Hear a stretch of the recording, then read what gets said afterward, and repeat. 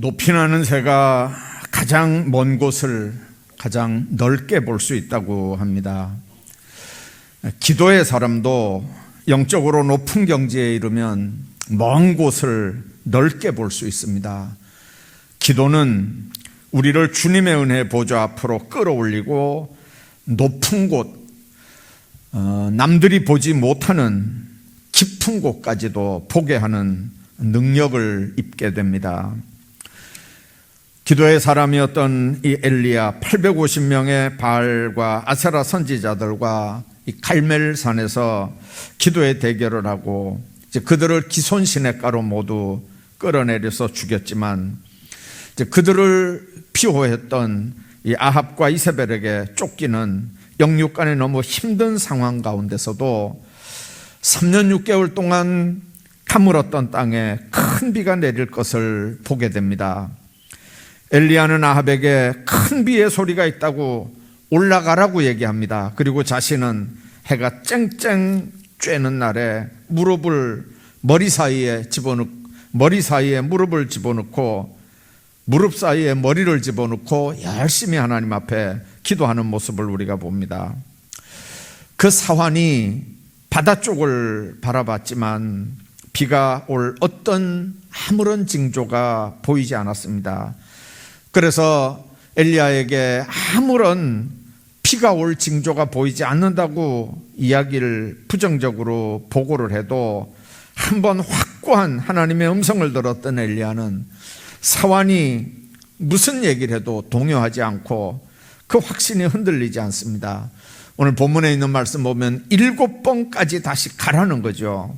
드디어 바다에서 사람의 손바닥만한 작은 구름 한 점이 떠오르는 걸 보고는 아합에게 비에 막히지 않게 마차를 갖추고 내려가라고 얘기를 합니다. 엘리야는 작은 구름을 보고도 큰 비의 소리를 들었던 믿음의 사람이고 작은 신호를 보고도 큰 역사를 믿었던 기도의 사람입니다. 성경을 보면 엘리야도 우리와 성정이 같은 사람이라고 말씀을 합니다.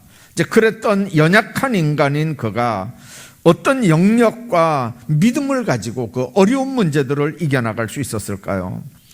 야고보서 5장에 보면 엘리야는 우리와 성정이 같은 사람이로되 그가 비가 오지 않기를 간절히 기도한 즉 3년 6개월 동안 땅에 비가 오지 않고 다시 기도하니 하늘이 비를 주고 땅이 열매를 맺었느니라, 그렇게 얘기합니다. 우리와 성정이 똑같은 엘리야, 기도의 사람이었기 때문에 기도하니까 3년 6개월 비가 안 오고 기도하니까 3년 6개월 만에 다시 비가 왔다는 얘기거든요. 우리가 살고 있는 이 시대는 너무나 악한 시대이기 때문에 우리가 기도하면서 하나님의 손에 잡혀 있어야 그나마 믿음을 지키고 살 수 있고 우리 문제들을 이겨나갈 수 있는 줄로 믿습니다. 오늘은 우리가 다 잘 아는 이 본문 말씀을 중심으로 이제 기도의 사람들이 되기 위해서 몇 가지 갖춰야 될 조건들을 좀 생각을 하고 은혜를 나누려고 합니다. 우선 기도의 사람들, 하나님께서 하나님의 백성들에게 주시는 기도의 능력들은 보면 영적 사인들을 잘 보고 들을 수 있는 사람들이 기도도 하고 그 능력들도 체험하는 걸 우리가 봅니다. 영적인 눈이 열려져서 영적인 신호를 볼 수 있어야 하고 영적인 귀가 열려서 영적인 소리를 들을 수 있어야 된다는 의미입니다. 영적인 감각을 통해서 영적 깨달음이 있어야 된다는 뜻입니다. 오늘 41절 말씀에 큰 비의 소리가 있다고 먹고 마시라고 그랬습니다. 엘리야는 영적인 귀가 열리니까 햇빛이 쨍쨍 내리 쬐이는 3년 6개월 가뭄 속에서도 다른 사람들이 듣지 못하는 장마비의 소리를 들을 수 있었고 얼굴을 무릎 사이에 놓고 기도할 수 있었던 걸 우리가 봅니다.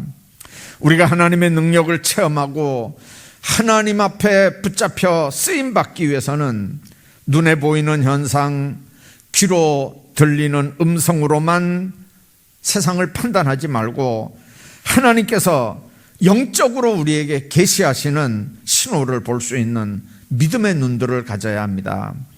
영안이 어두워진 사람은 아무리 중요한 직분, 아무리 중요한 자리, 사명이 주어진다 할지라도 부끄러움을 당할 뿐 하나님의 역사를 이루지 못합니다. 이유가 뭐냐면 영안이 어두워져서 그렇습니다.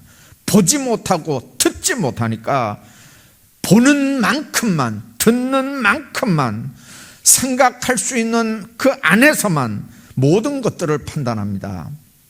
엘리 제사장 여러분들 기억하시죠? 한나가 자식이 없어서 하나님의 성전에 나가서 아들 달라고 매일 기도합니다. 분인나라고 하는 여자가 아들 먼저 낳았다고 얼마나 한나를 괴롭히는지 정말 하나님 앞에 나가서 정말 부르짖으면서 기도를 합니다. 자, 그 모습을 보고 엘리가 뭐라고 그랬습니까? 독주를 마시지 말아라. 술에 취해서 왜 횡설수설하느냐? 엘리는 그렇게 보는 겁니다. 그래서 법궤 앞에 늘 잠을 자고 늘 하나님과 가까이 하던 사무엘이 3번씩이나 하나님의 음성을 듣고 나가는데도 엘리는 너를 찾는 사람 없으니까, 내가 너를 안 찾았으니까 가서 자라고 엉뚱한 얘기를 합니다. 남이 듣는데 못 듣고 남이 보는데 못 보면 이렇게 엉뚱한 소리를 합니다. 엉뚱한 소리로 끝나는 게 아닙니다.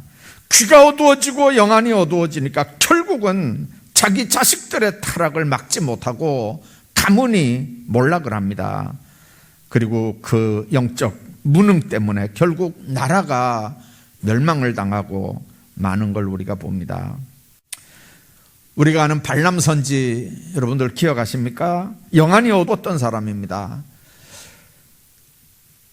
발락에 의해서 이스라엘을 저주하려고 가는데 이 발람이 타고 가던 나귀가 눈이 밝아져서 칼을 뽑아 이 골목에 서 있는 하나님의 군대, 하나님의 사자를 보고 두려워하는데 나귀는 그걸 보고 두려워하는데 발람은 눈이 어두워서 하나님의 사자를 보지 못하는 겁니다.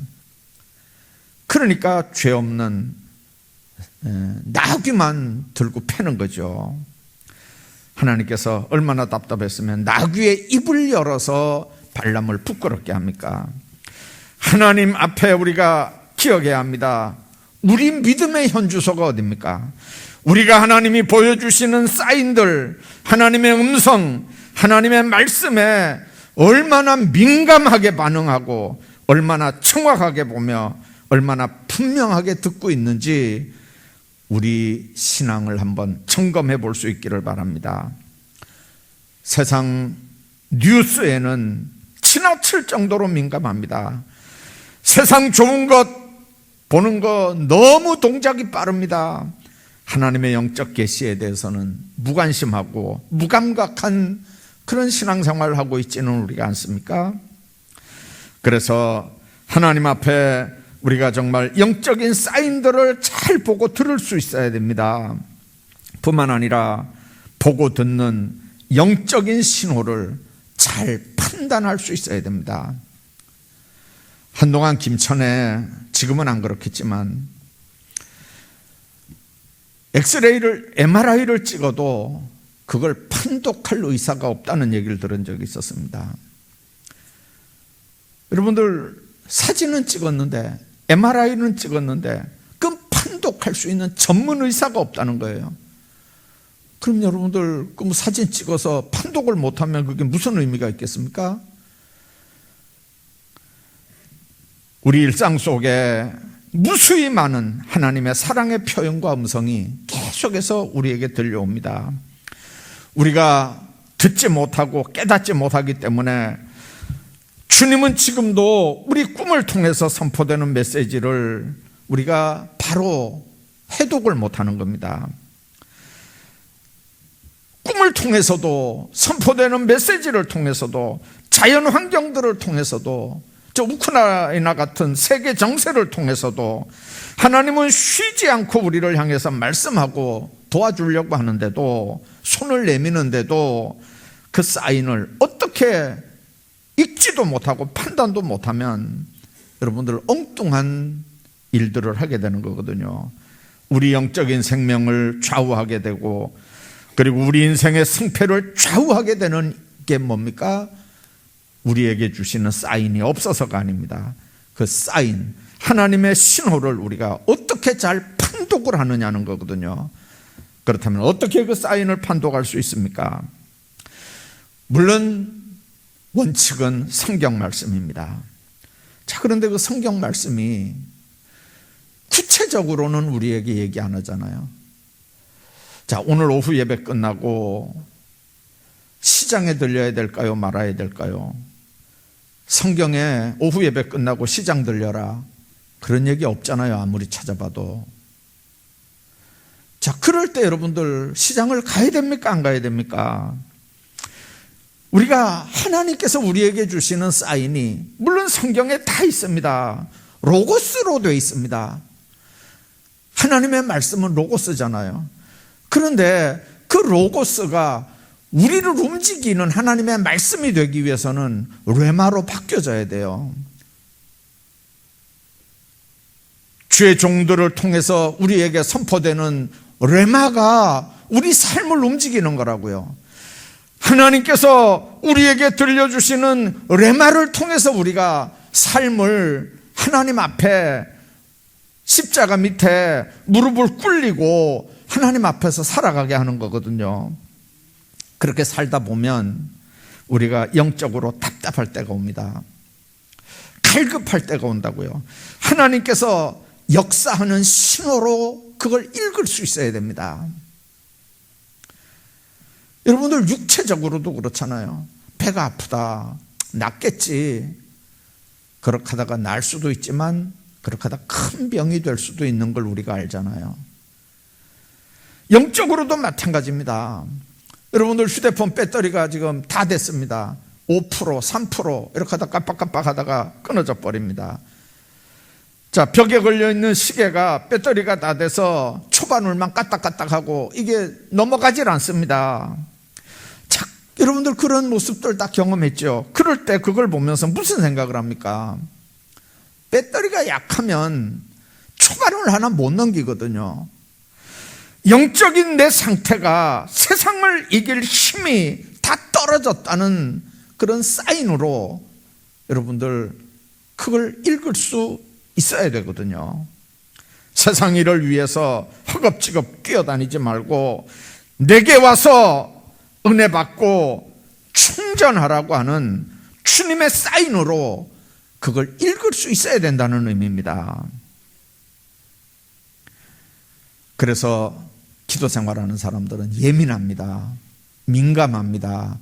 그냥 보고 그냥 지나치지 않습니다. 우리가 아무리 하나님의 일을 하려고 해도, 아무리 신앙의 힘을 가지고 세상을 이기려고 해도 하나님이 때를 따라 공급해 주시는 힘이 없다면 우리는 악한 마귀 사탄의 괴계를 이길 수 없습니다. 그렇기 때문에 우리 연약함을 잘 아시는 하나님께서는 우리가 실패하기 전에, 큰일 당하기 전에 영혼 갈증을 느끼게 하고 영적으로 답답함을 느끼게 하는 줄로 믿습니다. 그건 하나님의 사인입니다.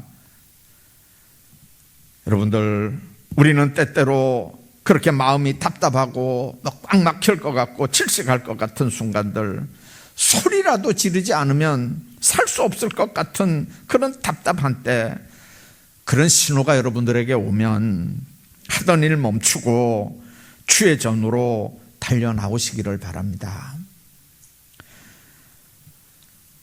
여러 가지 문제로 인해서 괴롭고 답답해질 때 사람을 통해서 문제 해결하려고 하지 말고, 땅만 내려다보고 한숨 쉬지 말고 하나님께 무릎을 꿇고 엎드려서 간절히 기도할 수 있어야 합니다.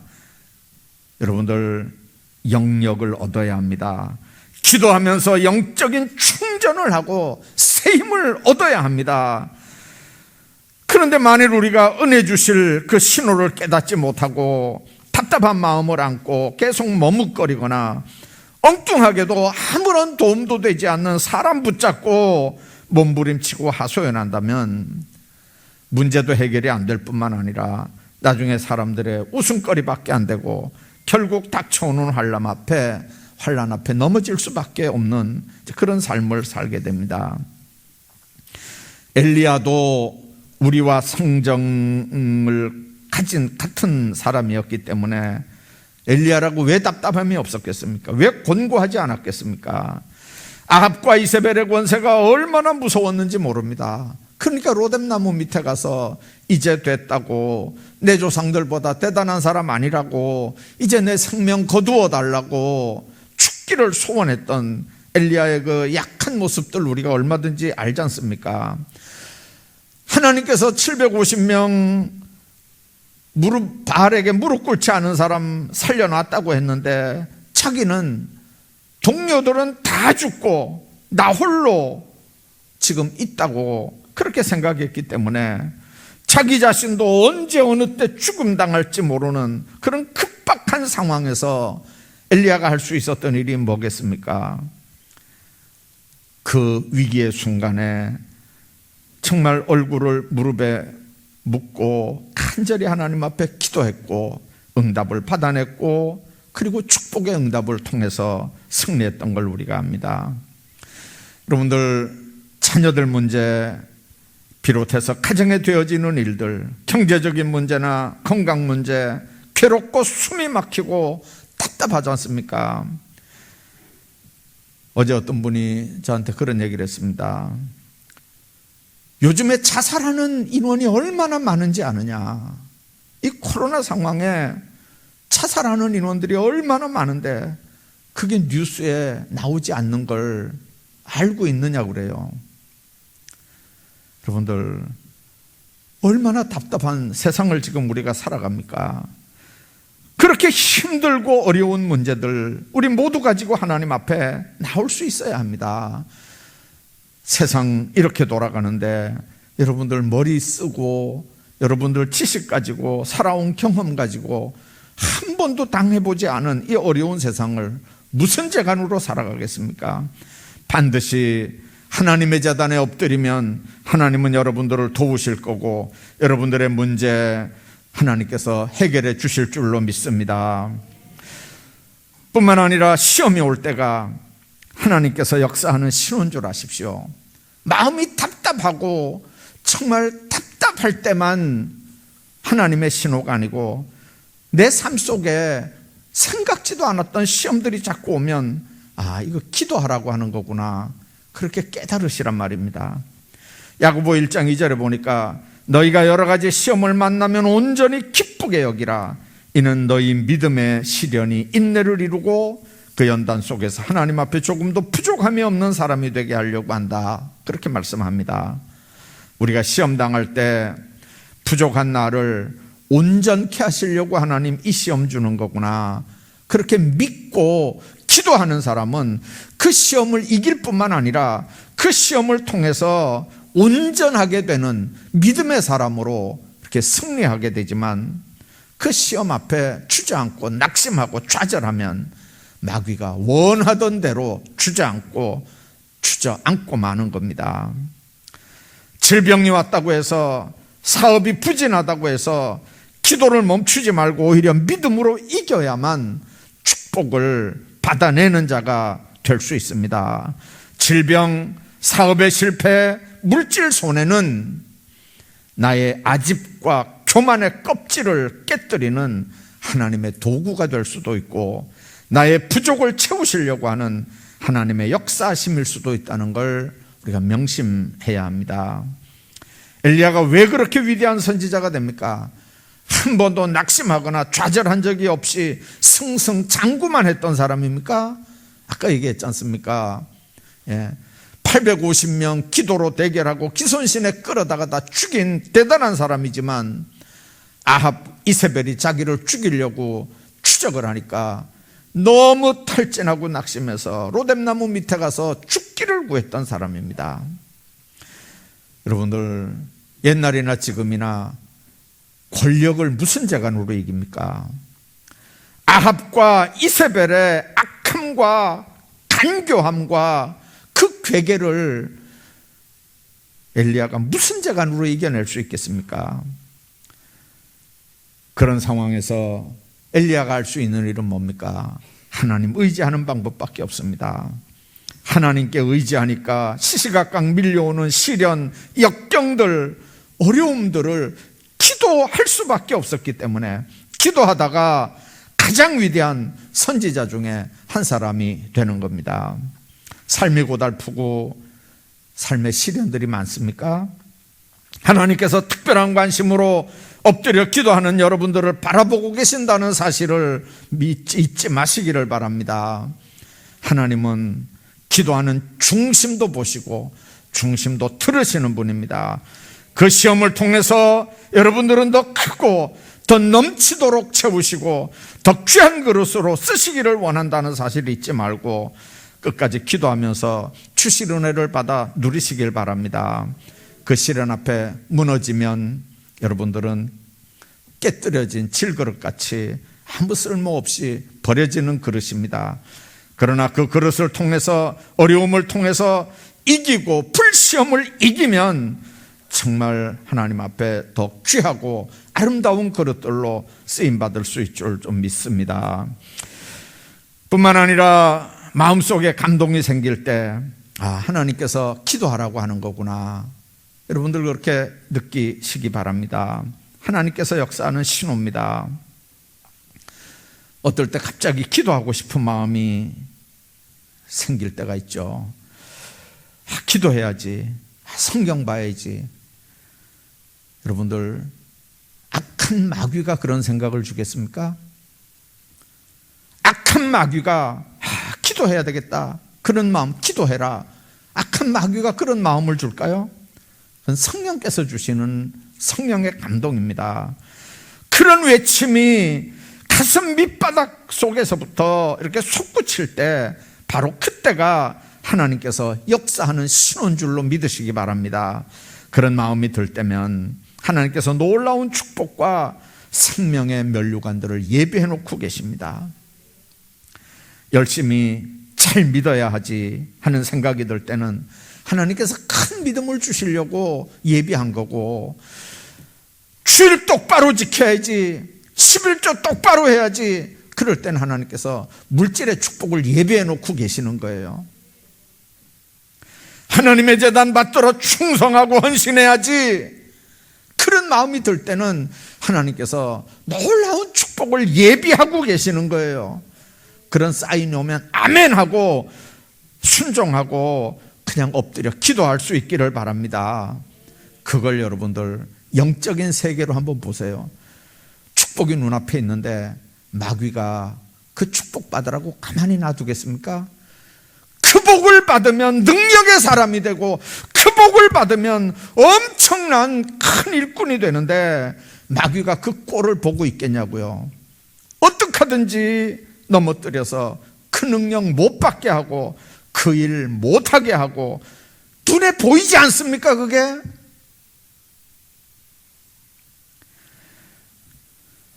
하나님 안에서 그런 모든 생각들은 성령의 감동으로 온다고 하는 걸 명심하셔야 됩니다. 그런 마음의 생각이 올 때 하나님께서 지금 날 찾으시는구나, 하나님께서 강력하게 날 부르시는구나 깨닫고 순종하시기를 주의 이름으로 축원합니다. 성령을 거역하거나 소멸하지 마시길 바랍니다. 성령께서 주시는 생각대로 실천하면서 앞으로 나가면 여러분들의 삶에 놀라운 축복의 역사들이 보장이 될 줄로 믿습니다.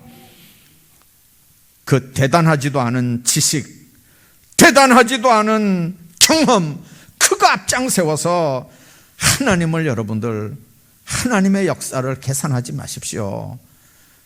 사람이 봐도 가소로운데 하나님이 보시면 얼마나 교만하고 가소롭겠어요. 신앙심 기쁜 어느 부모가 아들을 전선에 보내면서 당부한 얘기 얼마 전에 제가 한번 했습니다. 네가 다시 돌아올 때까지, 네가 군대에서 다시 제대 전역할 때까지 우리 가족들은 너를 위해서 새벽마다 너를 위해 기도한다. 그러니까 너도 군대 생활하면서 담대하게 군대 생활 잘해라. 우리가 너를 위해 기도한다고 하는 사실을 잊어버리지 말라 그랬습니다. 그 아들이 군대 가서 보초를 쓰고 있는데 어느 날 5시에 무슨 생각이 드냐면, 이 시간에는 우리 부모들이 나를 위해 기도해 주는 시간이구나. 근데 가만히 생각해 보니까 여태까지 자기가 살면서 부모님한테 제대로 부모님한테 효도한 적도 없고 속만 새기다 군대 왔는데, 정말 자기가 군대 올 때 5시에 나를 위해 기도해 준다고 하는 생각이 드니까 나도 우리 부모님을 위해 기도해야 되겠다는 생각이 갑자기 딱 드는 거예요. 그 보초 쓰다 말고 딱 꿇어 엎드려서 하나님, 우리 부모를 위해서 이제 기도하려고 딱 꿇어 엎드리는 순간에 땡 하고 총소리가 하나 나더니 나중에 보니까요, 그 보초 서 있는 그 사람을 향해서 누가 총을 쐈는데, 만일 그 시간에 엎드리지 않았다면 총에 맞아 죽은 거예요. 성령께서 그 생각을 주신 줄로 믿습니다. 성령께서 주시는 생각을 그래서 소멸하면 안 돼요. 엘리야는 영감이 있을 때 즉시 기도했습니다. 하나님이 놀라운 축복을, 영감을 소멸하지 않고 영적 신호를 무시하지 않고 감동될 때 즉시 순종해서 실천할 때 그 놀라운 역사들이 나타나는 겁니다. 말씀을 정리합니다. 예배 참석하신 여러분들, 동영상 보시는 모든 여러분들, 하나님께서 시시각각 보내는 영적 사인들, 그 영적 신호들을 좀 잘 보고 잘 들을 수 있기를 주의 이름으로 축복합니다. 그리고 보고 들은 영적 신호들을 잘 판독하시기 바랍니다. 잘 판단할 수 있어야 합니다. 여러분들 삶이 괴롭고 답답할 때, 시험과 역경이 닥쳐올 때, 마음속에 성령의 감동이 생길 때, 하나님께서 날 기도하라고 하는 거구나. 영적으로 민감하게 대처해야 될 아주 결정적인 순간인 걸 여러분들 잊지 마셔야 됩니다. 그 결정적인 순간에 엎드려 기도하지 아니하고, 그 대단한 지식 가지고, 그 대단한 경험 가지고, 그 고집을 가지고 여러분들 인생 문제를, 더더군다나 신앙적인 문제를 해결해 나가려고 하는 건 하나님 앞에 절대로 바른 길이 아닙니다.